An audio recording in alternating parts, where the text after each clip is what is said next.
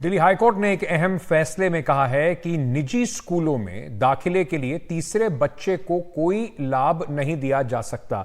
जो एक सिबलिंग का होने का आपको एक थोड़ा लाभ मिलता है कुछ पॉइंट सिस्टम में, वो तीसरे बच्चे को नहीं मिलेगा। फिलहाल अगर कोई बच्चा किसी निजी स्कूल में पढ़ रहा है तो उसे स्कूल में उसके भाई और बहनों को दाखिले में कुछ फायदा मिलता है। इस बारे में एक अभिभावक ने एक निजी स्कूल के खिलाफ याचिका दायर की थी।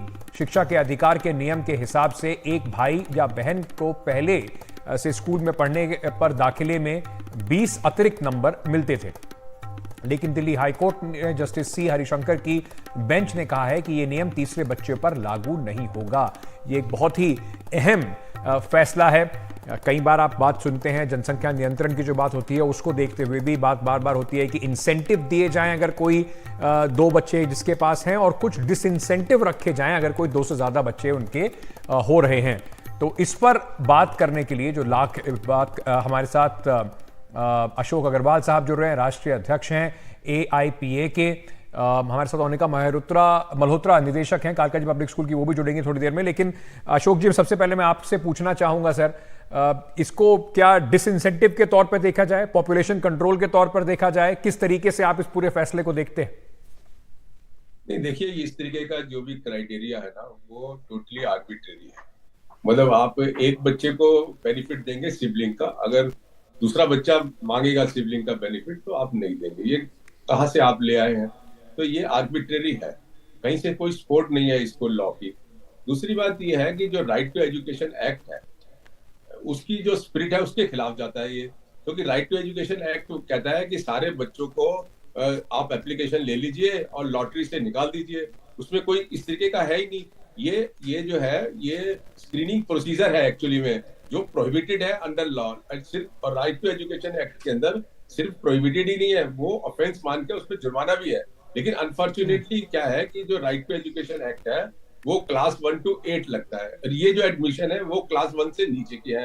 तो इसका जो क्राइटेरिया बनाते हैं आज की तारीख में, ये स्कूल बनाते हैं अपने आप, लेकिन स्कूल भी कोई ऐसे अनकॉन्स्टिट्यूशनल क्राइटेरिया थोड़ी डाल सकते हैं, आर्बिट्रेरी क्राइटेरिया थोड़ी डाल सकते हैं। कहाँ से लिया है? इसको एक लीगल सपोर्ट चाहिए। लीगल सपोर्ट कहीं नहीं है इनको। दूसरी बात यह है कि दिल्ली सरकार, ये जो हो रहा है, दिल्ली सरकार इसके लिए जिम्मेदार है, क्योंकि दिल्ली सरकार ने 2015 में एक कानून बनाया और उसमें ये था कि नर्सरी एडमिशन के अंदर भी स्क्रीनिंग प्रोसीजर जो है वो प्रोहिबिट किएंगे। 2015 में लॉ बनाया और लॉ बना के उन्होंने सेंट्रल गवर्नमेंट भेज दिया। तो 2015 से अभी तक यही नहीं पता उस लॉ का हुआ क्या। अगर वो लॉ आ जाता तो ये क्राइटेरिया पूरा उड़ जाता, टोटल उड़ जाता। प्राइवेट स्कूल को लेकिन आपको लगता है कि इस फैसले का अब उदाहरण देकर स्कूल जो हैं वो इसको इम्प्लीमेंट कर पाएंगे? कई ऐसे केसेस होंगे तीसरे बच्चे को लेकर जिसको इस फैसले का उदाहरण देकर अब उनको ये बेनिफिट नहीं मिल पाएगा? नहीं, हमारे स्कूल वाले तो बड़े महारत है ना, वो कहते हैं कि नॉन वेजिटेरियन है, वेजिटेरियन है, इसके भी पॉइंट होते हैं, वो तो कुछ भी डाल देते हैं ऐसे करके। तो ये एक्चुअली में ये जो क्राइटेरिया है, इसको पिटीशनर ने चैलेंज नहीं किया, इसकी वैलिडिटी को चैलेंज नहीं किया। इसकी वैलिडिटी को चैलेंज करना चाहिए था पिटीशनर को कि ये बिल्कुल एक मिनट मेरे साथ बने रहिए। हमारे साथ ओनिका मल्होत्रा जी जुड़ रही हैं, निदेशक है कालकाजी पब्लिक स्कूल की। मैम, आप इस फैसले को किस तरह से देखती हैं? अशोक जी कह रहे थे कि देखिए बहुत आर्बिट्ररी है, कुछ भी स्कूल्स जो हैं वो क्राइटेरिया बना देते हैं, उसका कोई लीगल बेसिस नहीं है। ऐसा नहीं है, पॉइंटर्स दिए गए थे, पॉइंटर्स हैं कि आप ये पैरामीटर्स के आधार पे ही बेसिक क्राइटेरिया बना सकते हैं। मोटा मोटा आपको एक स्केच दिया हुआ है और उस स्केच से सब बनाते हैं। देखिए, हमारे स्कूल में सिबलिंग्स बहुत आते हैं, हम तो देते हैं पॉइंट्स सिबलिंग को, कोई स्कूल नहीं देता। तो each one two his own criteria. Now the question is sir कि द थर्ड चाइल्ड, तो उसमें लिमिटेशन है, बट सेकंड चाइल्ड में तो कोई लिमिटेशन नहीं है ना sir. So I think as far as I am concerned, let's say मैं अपनी बात करूं, मेरे पॉइंटर्स अभी भी वो रहेंगे, मैं सेकंड चाइल्ड तक फिर भी बेनिफिट दूंगी, थर्ड में नहीं मिलेगा। होता ये है कि बाकी बच्चे भी तो, उनका भी तो राइट है ना। अगर राइट टू एजुकेशन एक फैमिली का है तो राइट टू एजुकेशन और फैमिलीज के भी तो है। तो डिस्पैरिटी क्यों प्रिविलेज एक फैमिली को मिले दूसरे को ना मिले? तो कई स्कूल इसको रखते ही नहीं, पॉइंटर्स रखते ही नहीं किसी स्कूल ने। उनका जैसे आपने कहा कि to each their own, schools अपने हिसाब से एक ब्रॉड पैरामीटर दिए गए हैं, उसके हिसाब से उसको चुनकर अपना बना लेते हैं। तो आपको नहीं लगता इससे थोड़ा कंफ्यूजन और फैलता है? एक यूनिफॉर्म पॉलिसी कम से कम एक स्टेट के अंदर होनी चाहिए कि इन पैरामीटर्स पर आप जज कर सकते हैं, इन पर नहीं कर सकते। नहीं अंकित, हर स्कूल की अपने एक डोमेन होता है, हर स्कूल का अपना जी। एक डायनामिक्स होता है, और ईच वन टू ओन कह रही हूँ, क्योंकि देखिए सहूलियत स्कूल पेरेंट्स ने करता है, किसी स्कूल को कुछ सूट करता है जो पेरेंट्स को बेनिफिट देगा, किसी को कुछ और, जैसे डिस्टेंस क्राइटेरिया नहीं है, मतलब फॉर एग्जाम्पल किसी का 6 किलोमीटर्स है, so it all depends on the radius, it all depends the school की डायनामिक्स पे।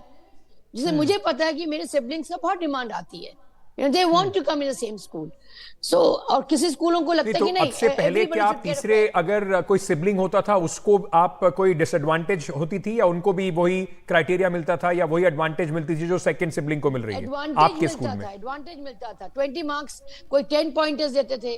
देखिए अंकित जी, मैं फिर रिपीट कर रही हूँ, कोई स्कूल गर्ल चाइल्ड को प्रेफरेंस देता है 5 marks, somebody has some other criteria of 10 marks, so 100 marks का पैरामीटर होता है, उसके आधार पे ही तो आप फिर शॉर्ट लिस्ट कर पाएंगे ना। मोर देन 2000-3000 एप्लीकेशंस आती है और सीट्स होती हैं कम, आप फिर कैसे डिवाइड करेंगे? अशोक जी पर जाने से पहले मैं एक छोटा सवाल आपसे और पूछना चाहूंगा। ये सुप्रीम कोर्ट का जो फैसला आया है, आपको लगता है इसके बाद आप अपना क्राइटेरिया चेंज करेंगे? जैसे आपने कहा कि आपके यहाँ सिबलिंग्स की हाई डिमांड रहती है और अभी तक आप थर्ड सिबलिंग को इस तरह से कोई डिस्क्रिमिनेशन नहीं करते थे, तो अब क्या ये आप इसको मानती हैं कि आप बाध्य हैं अब इस फैसले को अपने स्कूल में करने के लिए? नहीं, अभी तो इसकी वैलिडिटी टेस्ट नहीं हुई है ना, अभी तो सिर्फ एक मिनट सर, मैं ओनिका जी से मैं पूछना चाह रहा था कि क्या इस फैसले के बाद उनके क्राइटेरिया बदलेंगे? उन्होंने एक सजेशन दिया है कि स्कूल में कोई बाइंडिंग नहीं है, अब जैसे मैंने कहा हम करना चाहे तो कर सकते हैं, नहीं करना चाहे तो नहीं करेंगे।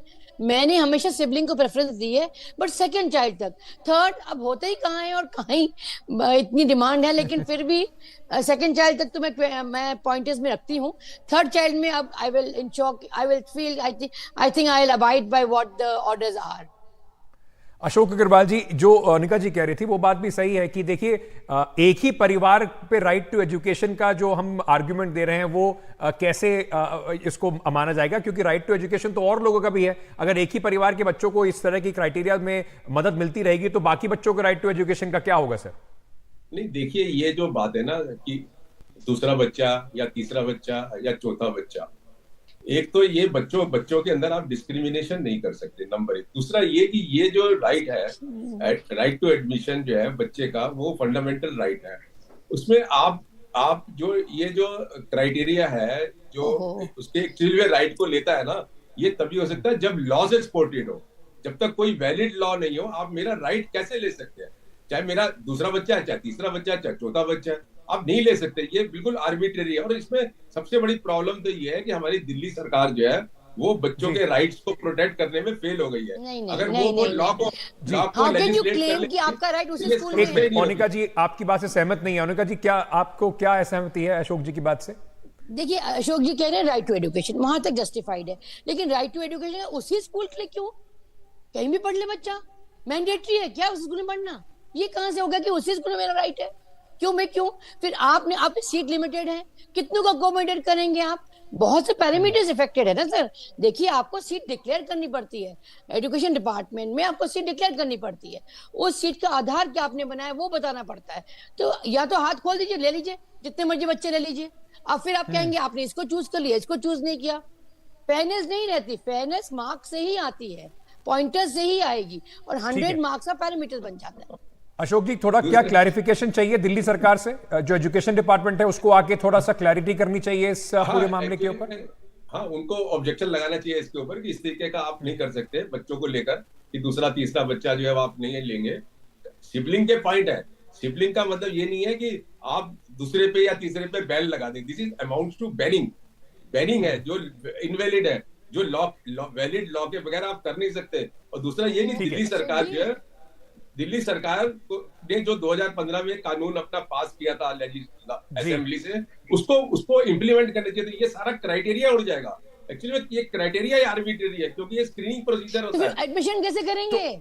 और एक बच्चे को करते हैं अशोक जी, एक एडमिनिस्ट्रेटिव प्रॉब्लम है और दूसरा प्रॉब्लम है एक over arching right to education का। दोनों के बीच में संतुलन तो सरकार को बनाना ही पड़ेगा, उन्हें समझना पड़ेगा और देखना पड़ेगा कि बच्चों का जो हित है वो भी ना नुकसान हो, और दूसरा एजुकेशन की क्वालिटी जिसको स्कूल मेंटेन करते हैं वेरियस क्राइटेरिया से, उसके ऊपर भी कोई हानि ना पहुंचे। आप दोनों का बहुत बहुत शुक्रिया इस वक्त हमारे साथ जुड़ने के लिए, धन्यवाद अपना समय देने के लिए।